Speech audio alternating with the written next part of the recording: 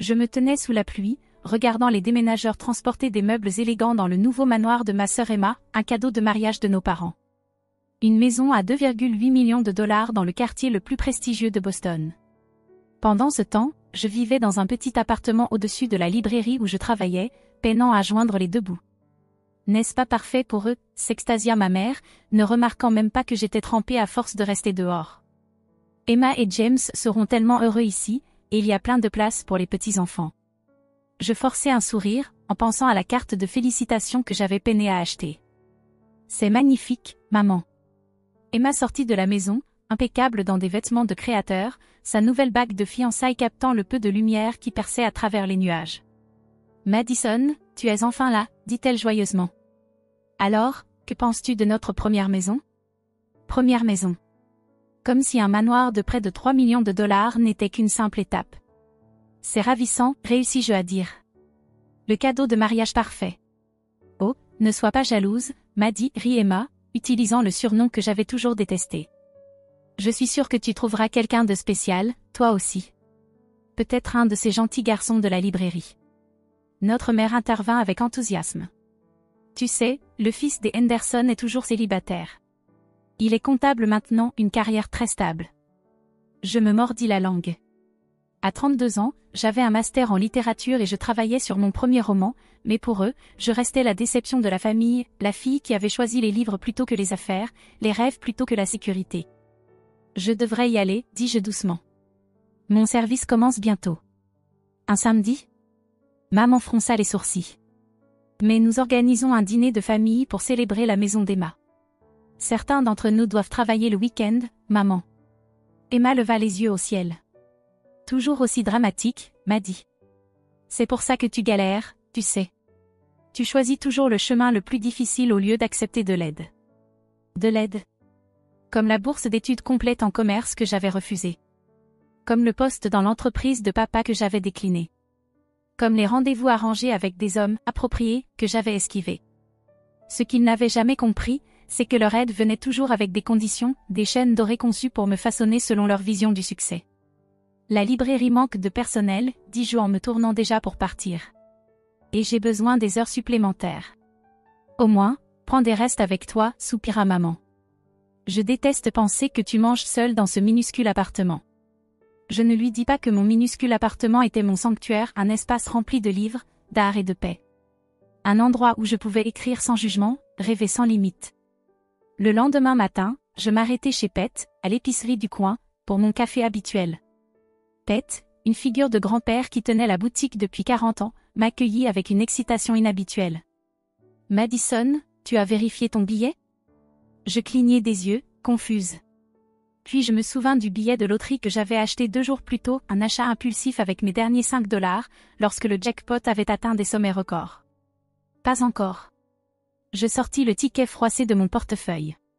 Quels étaient les numéros gagnants? Les yeux de Pet pétillaient. Regarde les infos, ma belle. Je sortis mon téléphone et naviguai jusqu'au site de la loterie. Les numéros apparurent à l'écran, 7, 13, 24, 31, 42, 53. Mes mains commencèrent à trembler. Je regardai mon billet, puis l'écran. Pet. Ma voix n'était qu'un murmure. Je crois que j'ai gagné. Il sourit. Je sais que tu as gagné, ma chérie. J'ai regardé le tirage en direct hier soir. Tous les 6 numéros correspondent, tu viens de gagner 97 millions de dollars. Le monde sembla basculer. Je m'agrippai au comptoir pour ne pas tomber. Assieds-toi avant de t'effondrer. Pet me guida jusqu'à une chaise. Respire profondément. C'est une grande nouvelle, mais tu dois être maligne maintenant. Ne le dis à personne pour l'instant. Trouve un avocat d'abord. Et pour l'amour du ciel, signe ce billet. Avec des doigts tremblants, je signai au dos du ticket. Pet le verrouilla dans son coffre-fort, me fit boire un verre d'eau et appela sa fille, une avocate financière respectée. Caroline te rencontrera dans 1 heure, dit-il. Elle t'aidera à bien gérer ça. J'acquiesçai, encore sous le choc.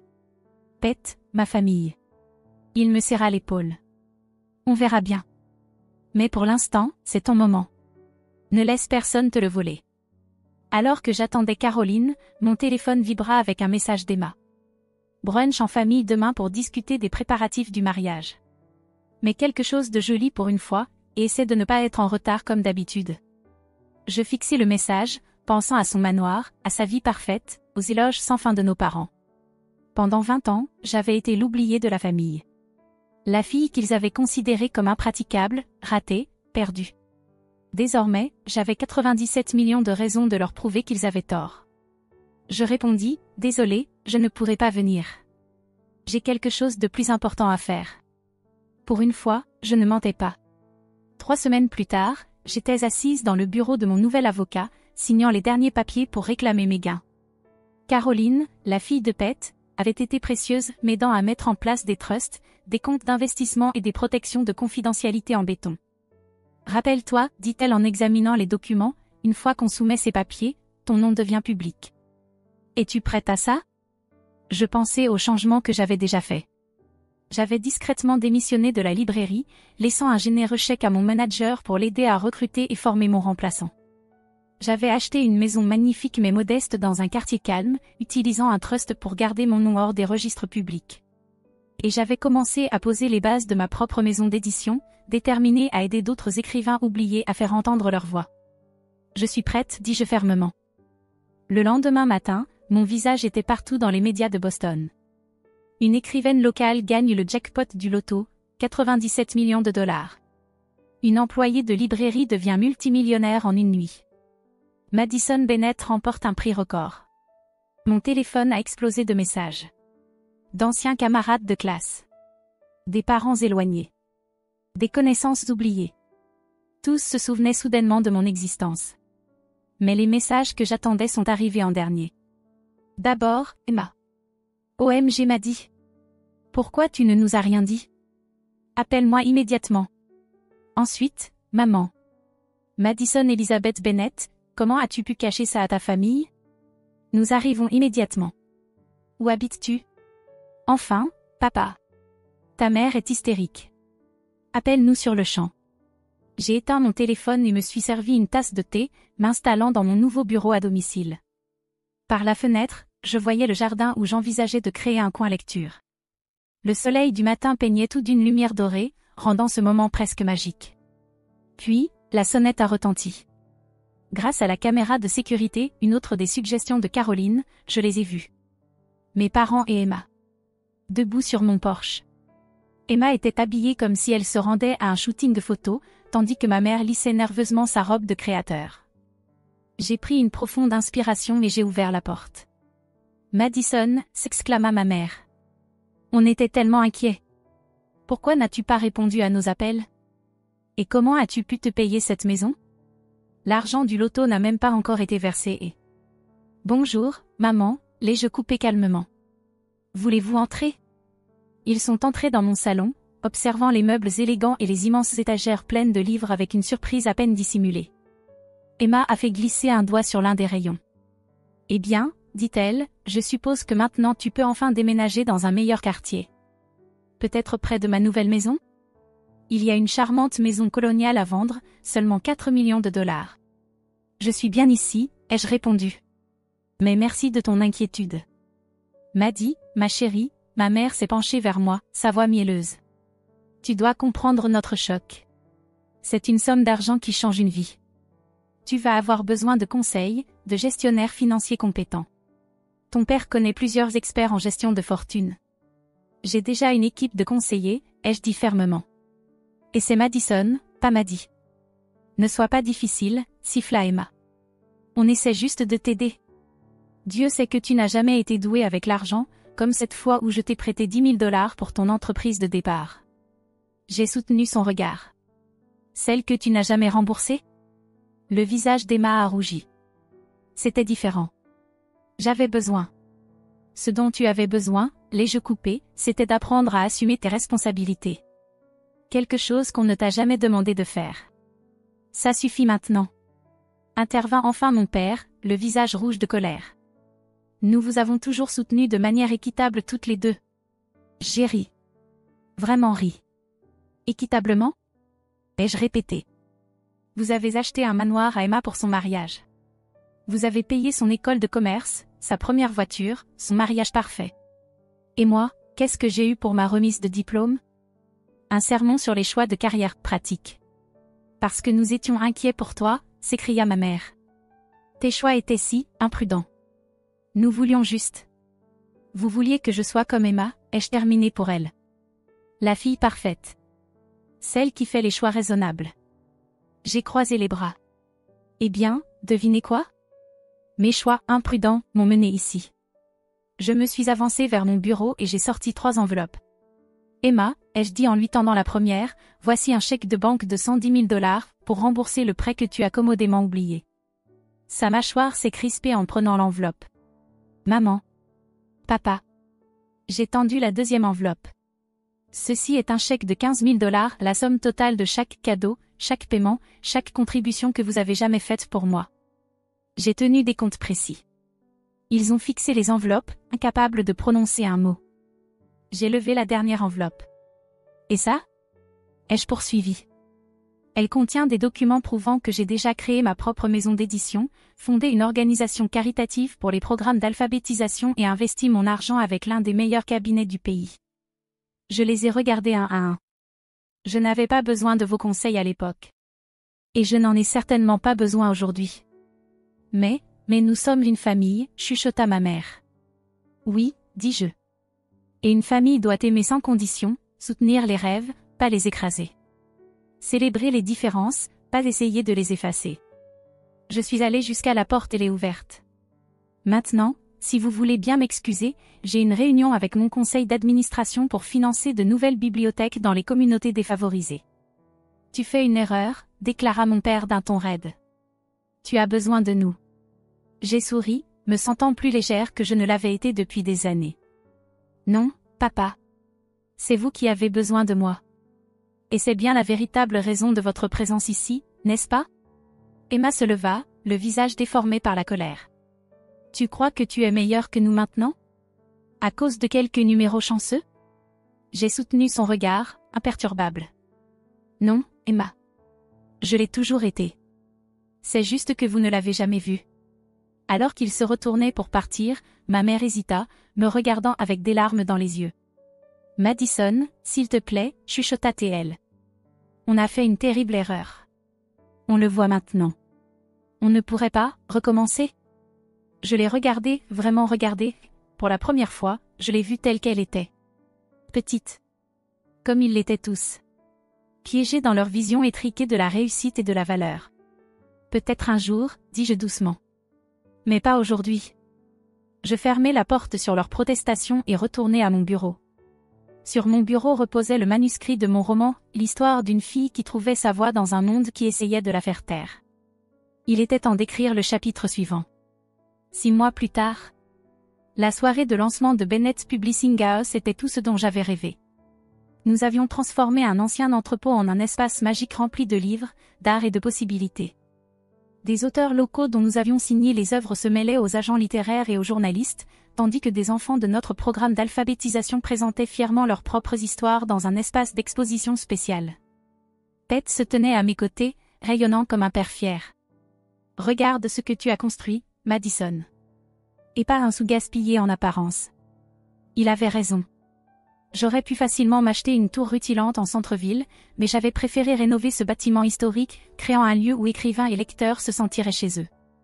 Les millions que j'avais gagnés avaient été investis avec soin dans l'éducation, dans le soutien aux nouveaux auteurs, dans la construction de quelque chose de significatif. Mon téléphone vibra. Un message d'Emma. J'ai vu ton entreprise dans le Business Journal. Ça doit être sympa d'avoir tout reçu sur un plateau. Au fait, James a perdu son boulot. On pourrait avoir un peu de soutien familial en ce moment. J'ai supprimé le message sans répondre. Ces derniers mois, ils avaient tout essayé, culpabilisation, manipulation, gentillesse feinte, et enfin, des exigences directes. Le manoir starter d'Emma était apparemment trop petit désormais. L'adhésion de mes parents à leur club privé devait être renouvelée. Les mauvais investissements de James avaient besoin d'être couverts. Je les avais ignorés. Mademoiselle Bennett? Une petite fille tira sur ma manche. C'était l'une des élèves de notre programme d'alphabétisation, serrant un carnet usé contre elle. « Vous voulez lire mon histoire ?»« Bien sûr, Sophie. » Je l'ai conduite vers un coin tranquille, m'asseyant à sa hauteur. De quoi ça parle? D'une fille qui trouve un stylo magique, dit-elle timidement. Tout ce qu'elle écrit devient réel, mais elle doit comprendre ce qui est vraiment important à écrire.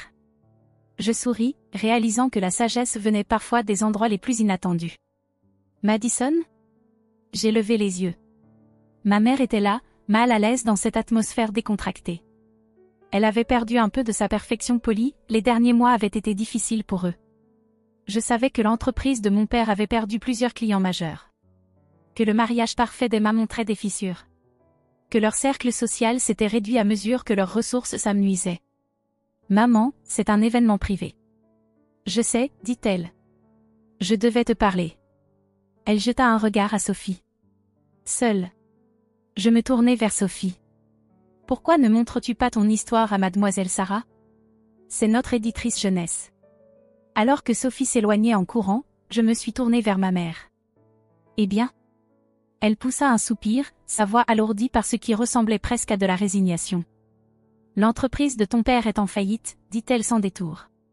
La maison d'Emma est en saisie. Tout s'effondre, et toi, tu es ici à jouer avec des histoires d'enfants? Je me levai, la colère grondant en moi. Jouer? Ai-je répété. J'ai balayé la pièce d'un geste. Regarde autour de toi, maman. Vraiment regarde. Tu vois ces enfants? Ils apprennent à aimer la lecture. Ils commencent à croire en leur propre voix. Tu vois ces auteurs? Ai-je poursuivi. Ils ont enfin une chance qu'ils n'auraient jamais eu autrement. Je ne joue pas, maman. Je construis quelque chose de réel. Mais ma famille n'a jamais respecté mes choix. Je coupai court avant qu'elle ne proteste. Même maintenant, tu n'es pas ici parce que tu tiens à ce que j'ai construit. Tu es ici parce que tu as besoin d'argent. Elle tressaillit. Nous sommes toujours ta famille, dit-elle faiblement. Vraiment? J'ai levé la dernière enveloppe. Et ça? Ai-je poursuivi. Elle contient des documents prouvant que j'ai déjà créé ma propre maison d'édition, fondé une organisation caritative pour les programmes d'alphabétisation et investi mon argent avec l'un des meilleurs cabinets du pays. Je les ai regardés un à un. Je n'avais pas besoin de vos conseils à l'époque. Et je n'en ai certainement pas besoin aujourd'hui. Mais nous sommes une famille, chuchota ma mère. Oui, dis-je. Et une famille doit aimer sans condition, soutenir les rêves, pas les écraser.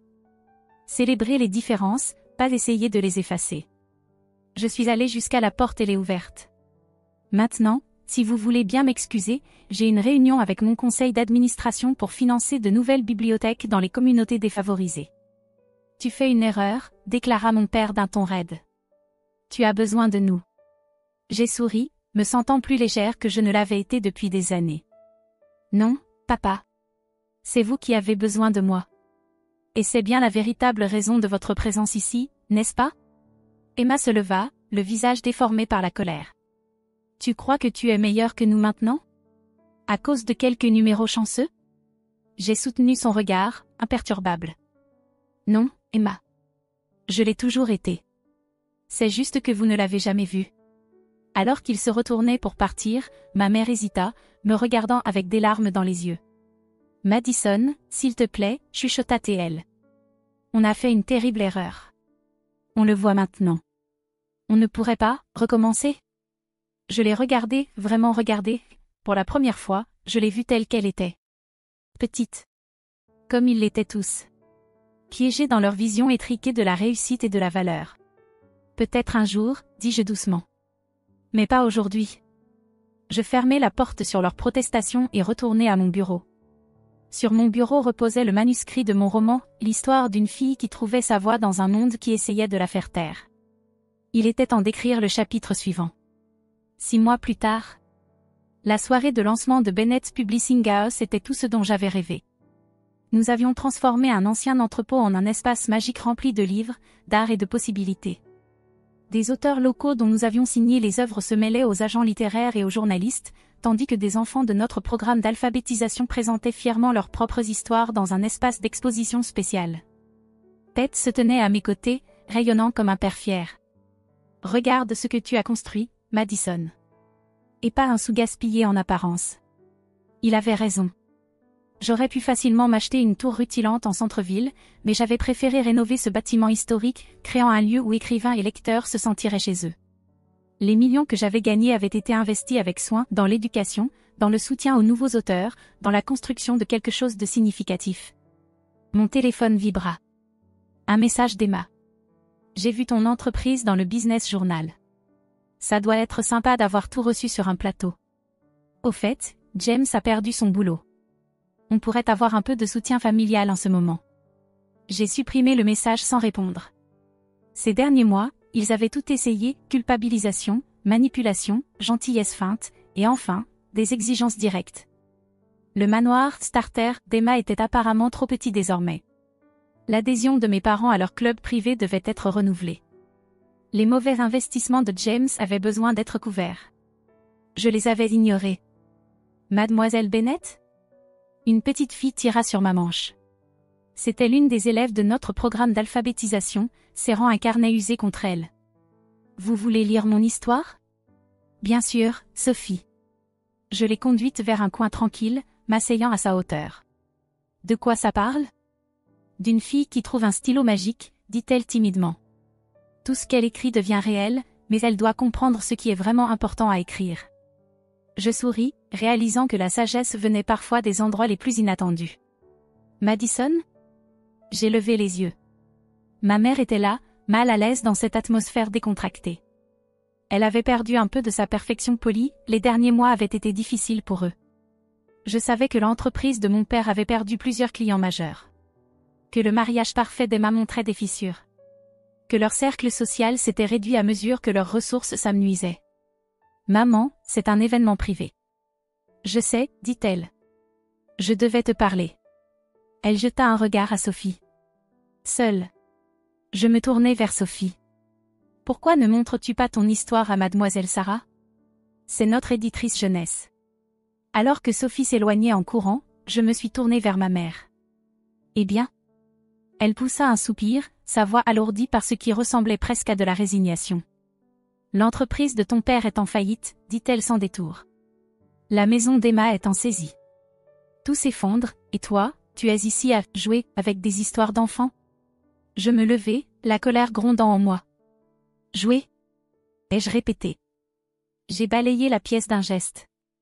Regarde autour de toi, maman. Vraiment regarde. Tu vois ces enfants ? Ils apprennent à aimer la lecture. Ils commencent à croire en leur propre voix. Tu vois ces auteurs ? Ai-je poursuivi. Ils ont enfin une chance qu'ils n'auraient jamais eu autrement. Je ne joue pas, maman. Je construis quelque chose de réel. Mais ma famille n'a jamais respecté mes choix. Je coupai court avant qu'elle ne proteste. Même maintenant, tu n'es pas ici parce que tu tiens à ce que j'ai construit. Tu es ici parce que tu as besoin d'argent. Elle tressaillit. Nous sommes toujours ta famille, dit-elle faiblement. Vraiment ? Je l'ai accompagnée jusqu'au mur où nous affichions nos histoires de réussite, des photos d'enfants en train de lire, d'auteurs signant leur premier contrat, de programmes communautaires apportant de vrais changements. La famille célèbre les victoires de chacun. La famille soutient les rêves de chacun. Quand est-ce la dernière fois que tu as demandé des nouvelles de mon roman ? De mes objectifs ? De mon bonheur ? Elle hésita. Je ne sais pas. Je me tournai vers elle. La loterie n'a pas changé qui je suis, maman. Elle m'a seulement donné la liberté d'arrêter de chercher une approbation que je n'obtiendrai jamais. Les larmes lui montèrent aux yeux. Nous avions tort, murmura-t-elle. Je le vois maintenant. Mais, tu ne peux pas nous pardonner ? Le pardon n'est pas le problème, dis-je doucement. Je vous l'ai pardonné il y a des mois. C'est pour ça que je ne suis plus en colère. Mais pardonner ne signifie pas laisser les gens continuer à vous blesser. Elle avala sa salive. Alors, qu'attends-tu de nous ? Rien. C'est bien ça, le point essentiel. Je n'ai plus besoin de rien venant de vous. Et tant que vous ne voudrez pas une relation avec moi qui ne soit pas basée sur l'argent, le statut ou votre idée du succès, nous n'avons rien à nous dire. Un bruit près de l'entrée attira mon attention. Emma venait d'arriver. Avec papa. Et James. Je soupirai. Vous êtes tous venus me piéger le jour du lancement de mon entreprise ? Nous sommes désespérés, pleura Emma, son mascara coulant sur ses joues. James a tout perdu dans cette arnaque d'investissement. La banque nous prend la maison. Et l'entreprise de papa s'effondre. S'il te plaît, Maddie, tu dois nous aider. La salle était silencieuse. Nos invités faisaient semblant de ne pas observer la scène. Je regardais ma famille. Je les regardais vraiment. Papa, grisonnant et défait sans son pouvoir habituel. Emma, ses vêtements de créateur légèrement usés, désespérée d'obtenir un renflouement. Maman, déchirée entre sa fierté et son besoin. Non, dis-je fermement. La voix de papa se brisa. J'expirai. Je vais vous faire une autre offre à la place. Sortant mon téléphone, je fis défiler quelques photos. Voici Carter Financial Services, dis-je. Ils recherchent des conseillers expérimentés avec des connexions dans la communauté.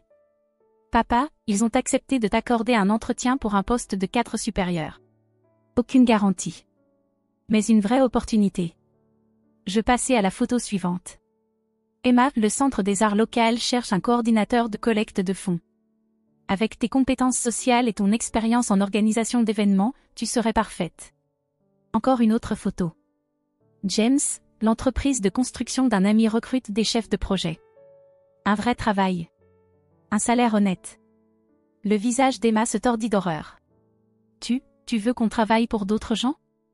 Je veux que vous gagniez votre propre chemin. Comme je l'ai fait. Construisez quelque chose de réel. Découvrez qui vous êtes sans les titres ronflants et l'argent emprunté. La mâchoire de papa se crispa. Et si nous refusons? Je soutins son regard.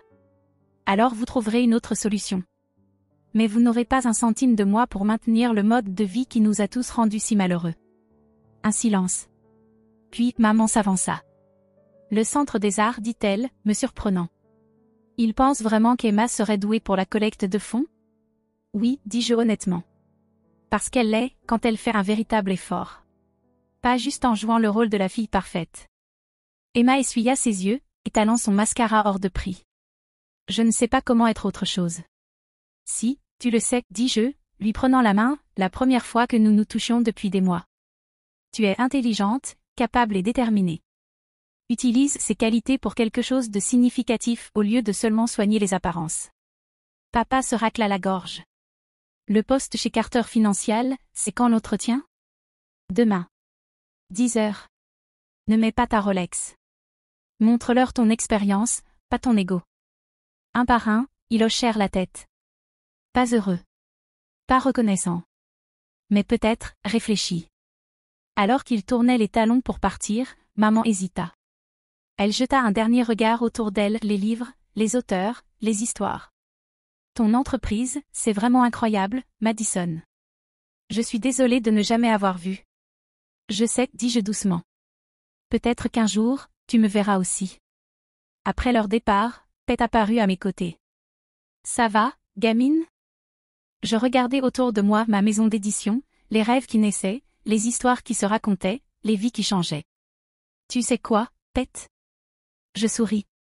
Je vais vraiment bien. À cet instant, Sophie revint en courant, agitant son carnet. Mademoiselle Bennett. Mademoiselle Sarah a adoré mon histoire. Elle a dit que peut-être, un jour, ça pourrait devenir un vrai livre. Je m'agenouillai à côté d'elle. Tu veux connaître un secret, Sophie? Elle hocha la tête avec enthousiasme. Chaque vrai livre commence avec quelqu'un d'assez courageux pour raconter son histoire. Comme toi. Comme nous tous. Plus tard dans la soirée. Je m'installai dans mon coin lecture du jardin, travaillant sur mon roman. Mon téléphone vibra. Un message d'Emma.